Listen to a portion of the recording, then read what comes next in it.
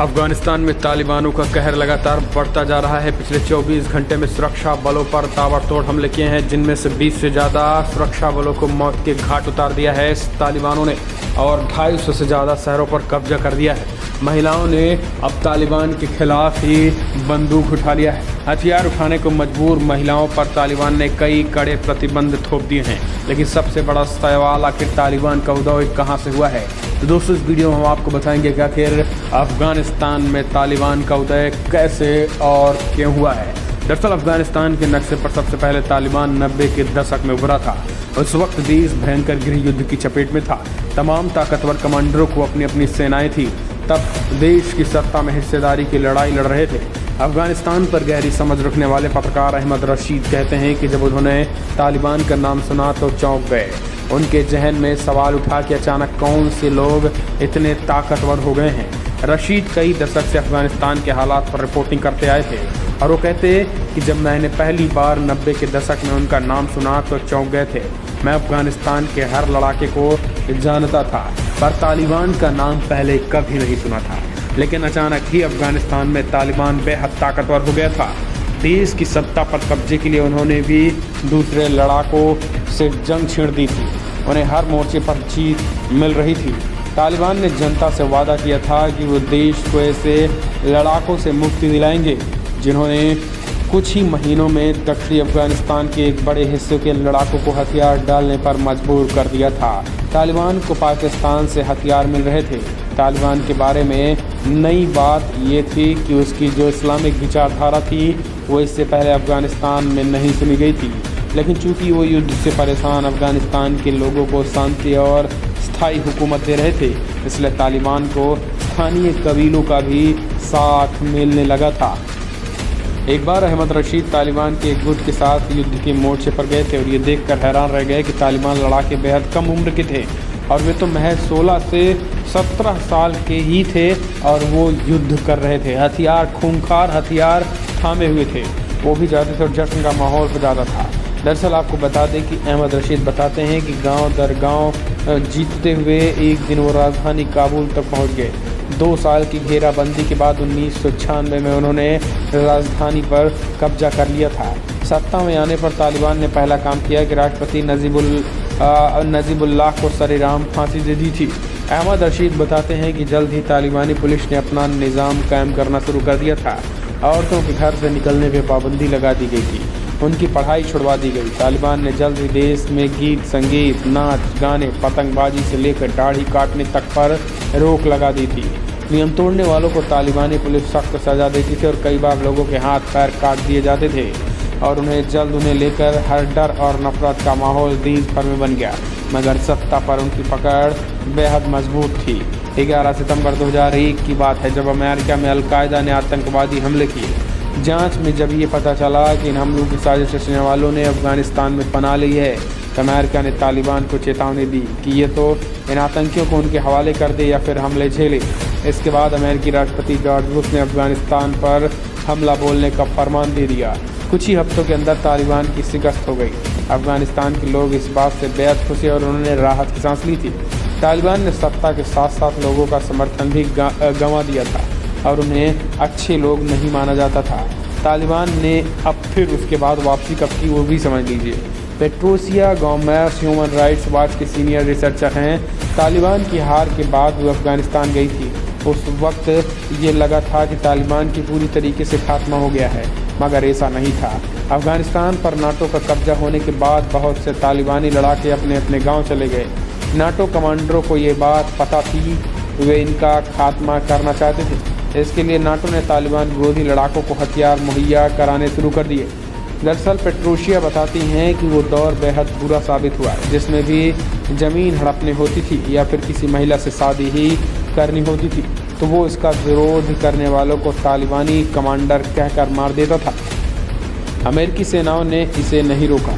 नतीजा ये हुआ कि तालिबानी कमांडरों के खात्मे के नाम पर जुल्म की इंतहा हो गई। पेट्रोसिया बताती हैं कि कई लोग बारातों के बारे में नाटो कमांडरों को गलत जानकारी देते थे कि ये तालिबानी लड़ाके हैं। नाटो के विमानों ने ऐसी कई काफिले पर बम बरसाकर हजारों बेगुनाहों का खून बहाया।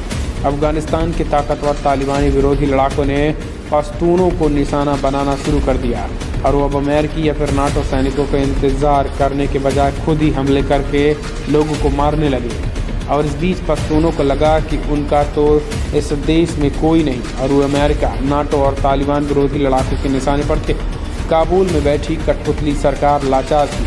अफगानिस्तान के एक बड़े हिस्से में कोई निज़ाम ही नहीं था, सिर्फ अपनी अपनी सत्ता कायम करने के लिए जंग चल रही थी। ऐसी लाचारी के हालात में पश्तूनों को लगा कि इससे बेहतर तो तालिबानी राज ही था। 21वीं सदी में ही काबुल में हालात ऐसे, लोग मध्य युग में रह रहे थे। उस दौर में सरकारी नौकरी कर रहे काबुल के निमित बेजान कहते हैं कि लोग सरकारी दफ्तरों में कागज़ कलम लेकर काम करते थे, कंप्यूटर नहीं थे। सरकार के कामकाज में भ्रष्टाचार बढ़ने लगा। विदेशी मदद पर चल रही सरकार बेअसर थी।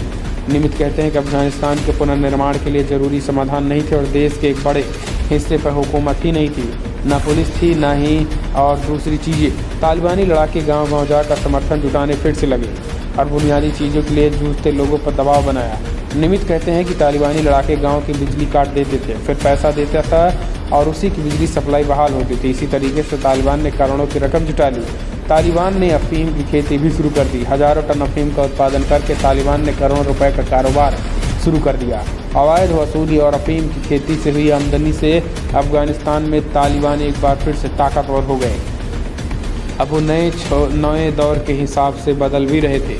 कभी टीवी पर पाबंदी लगाने वाले तालिबानी लड़ाकों ने अपने प्रचार के लिए वीडियो बनाने शुरू कर दिए और दावा करते थे कि जनता उनके साथ है और वो एक बार फिर दुनिया को चौंकाने का तैयार थे।